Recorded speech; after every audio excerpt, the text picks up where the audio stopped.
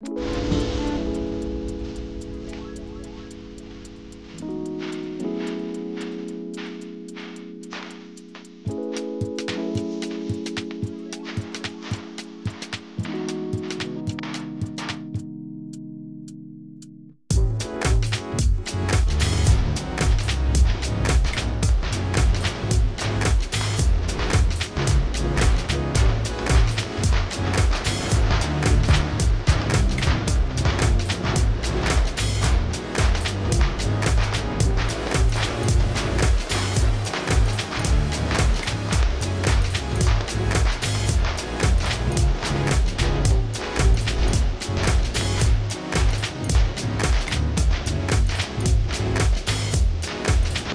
everyone, welcome back to my channel. Sister ইন্নতিপাতা তোমাদের সকলকে সুস্বাগতম জানাই। আজকে তোমাদের সাথে একটা মেকআপ ভিডিও তোমাদের সাথে শেয়ার করছি, যেভাবে আমি আমার মেয়ের বার্থডেতে সেজেছিলাম সেই ভিডিওটা শেয়ার করছি।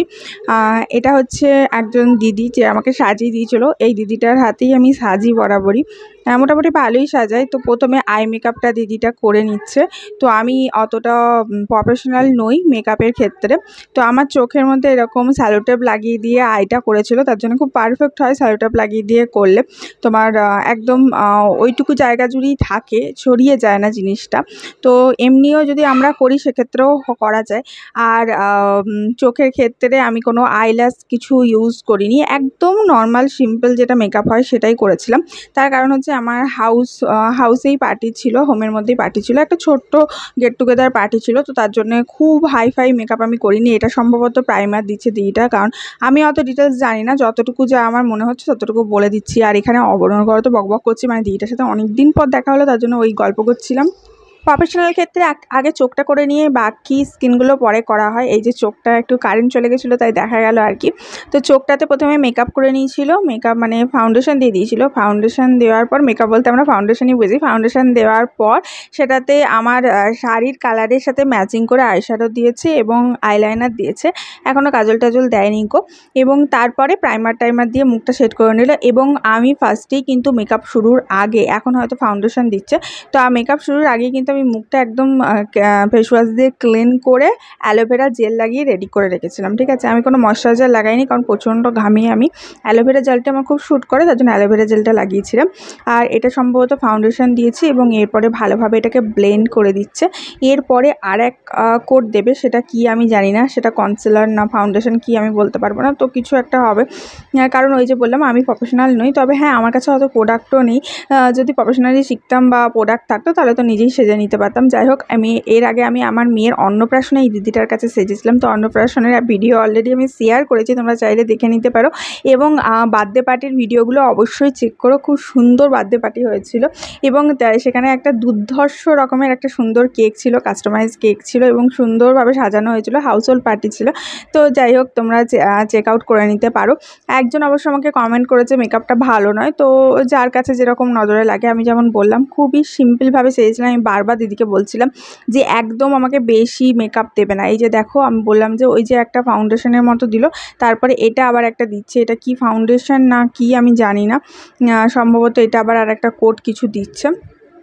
আমরা সাধারণত যখন নিজেরা সাজি একটা কোটই দিই, তো এরকম করে ডবল কোট দিয়ে যদি কোনো ফাউন্ডেশন দিয়ে সাজা যায় তখনও কিন্তু এরকম পারফেক্ট হয়। মনে হয় এটা কনসিলার টাইপের কিছু হবে বোধহয় সম্ভবত, কারণ যেগুলো ব্ল্যাক স্পটের জায়গা সেগুলোতেই মেনলি দিয়েছে, দেখো অন্য জায়গাগুলোতে কিন্তু দেয়নি। তারপরে এটাকেও আবার ভালোভাবে স্পঞ্জের সাহায্যে, ব্লেন্ডারের সাহায্যে ব্লেন্ড করে দিচ্ছে মুখে।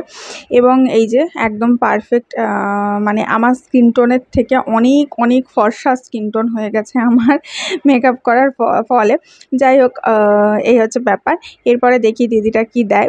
তো এই হচ্ছে ব্যাপার। আর আমি এখানে ব্লাউজ আর সায়াটা পরে নিয়েছিলাম অলরেডি, কারণ দিদিরা বলেছিল সাজার আগে ওই দুটো পরে নিতে, কারণ সাজার পরে পরতে পারবে না, সাজার পরে শুধু শাড়িটা পরবে আর অর্নামেন্টসগুলো পরবে।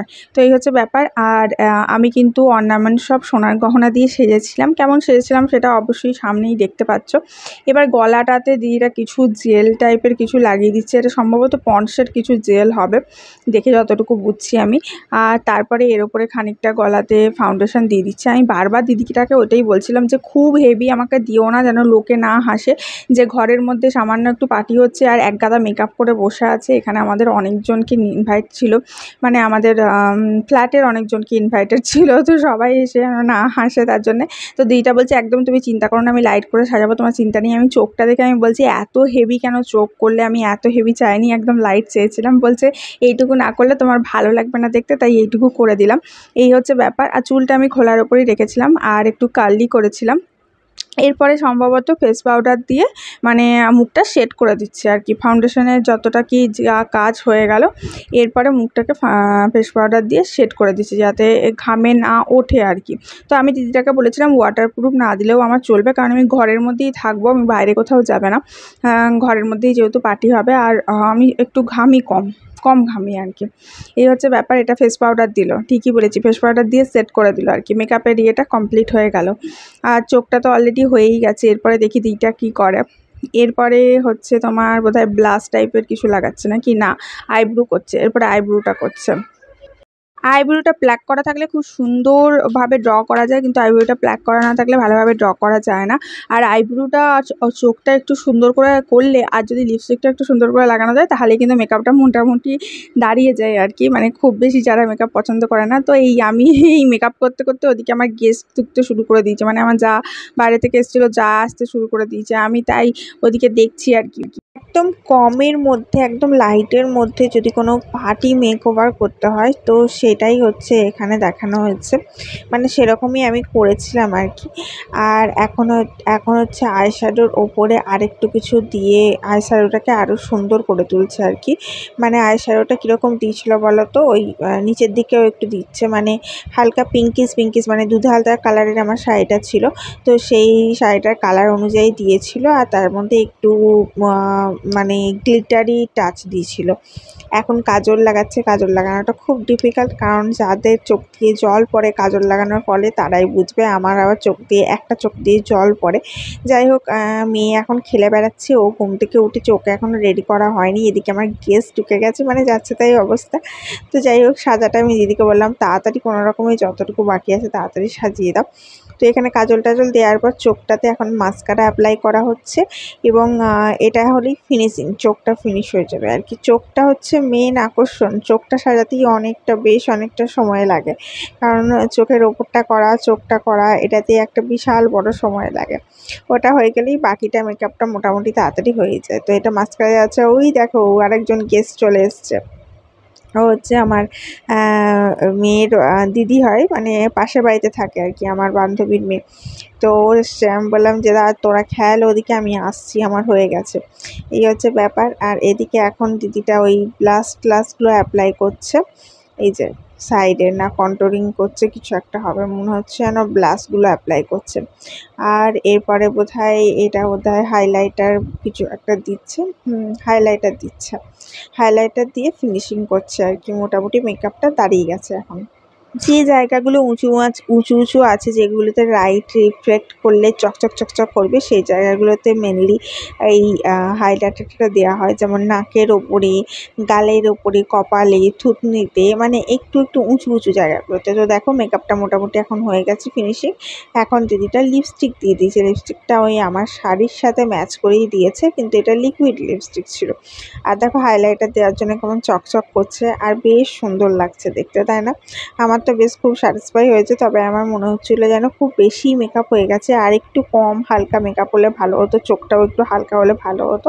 তো যাই হোক, দিদিটা বলছে খুব সুন্দর লাগছে। এবং আমার ঘরে যতজন গেস্ট এসছে সবাই হাঁ করে আমাকে দেখছিলো, এবং সবাই বলছিল লিটারালি তোমাকে সুন্দর লাগছে, খুব সুন্দর লাগছে।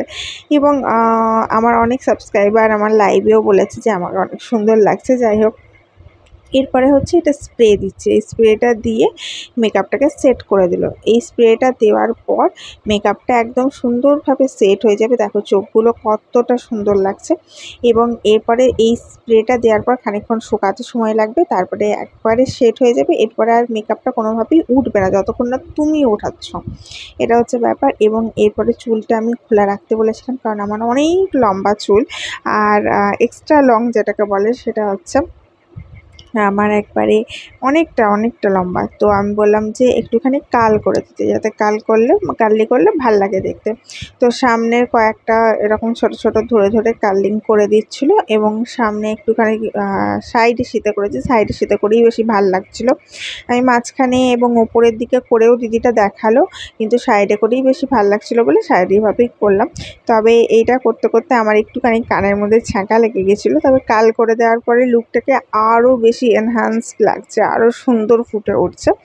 আর বেশি কাল করতে মানে দিদিটা বলেছিল আরও কয়েকটা কাল করে দেবো পেছন দিকে, কিন্তু সেটা সময় হলো না, আরও গেস্ট আসতে লেগে গেছিলো। তার জন্য আমি বললাম ছাড়ো, যা হয়েছে যতটুকু হয়েছে ততটুকুই মধ্যে নিয়ে নেবে। এবং শাড়িটা আমি নিজে পরে নিয়েছিলাম এবং তার সাথে পেয়ার করেছিলাম পলা দিয়ে সোনা বাঁধানো, যেটা আমার সেট পলা সোনা গহনা, সেটা পেয়ার করেছিলাম। এই যে আমার কানেরটা আর হারটা দেখতে পাচ্ছ পলার ওপরে সোনা দিয়ে বাঁধানো, এটা ইমিটেশন নয়, ঠিক আছে, এটা আমার বিয়ের গহনা। তো এটাই পেয়ার করেছিলাম এবং আমার যে ব্লাউজটা ছিল সেটা কন্ট্রাস্ট কালারের ব্লাউজ ছিল এবং ব্লাউজটার সাথে ম্যাচিং করে টিপ ছিল আর সামান্য সিঁদুর পরা হয়েছিল। বাস এইটুকুই আমার সাজ ছিল। এবং কেমন লাগছে আমার সাজটা অবশ্যই জানিও কমেন্ট করে। ভালো লাগলে কিন্তু অবশ্যই একটা লাইক দিও এবং অবশ্যই শেয়ার করে দিও ভিডিওটা। যারা নিজেরা ঘরে সাজবে তারা দেখে একটু হলেও উপকৃত পাবে বা কেমন হতে পারে লাইট পার্টি মেকওভার লুক তাদের ভাল লাগবে। এবং এই যে কালগুলো করার পর এখানে হেয়ার স্প্রে দিয়ে এটাকে পুরো সেট করে দিচ্ছে, যাতে কালগুলো অ্যাজ ইট ইজ রয়ে যায়। এই স্প্রেটা দেওয়া না খুব খারাপ চুলে, জানো তো, যত না দেবে তত ভালো, কিন্তু যাতে পার্লারে সাজতে গেলেই তারা দিয়ে দেবে যাতে হেয়ারটা থাকে আর কি, মানে যেরকম কাল করেছে সেরকম যাতে অ্যাজ ইট ইজ থাকে, তার জন্য।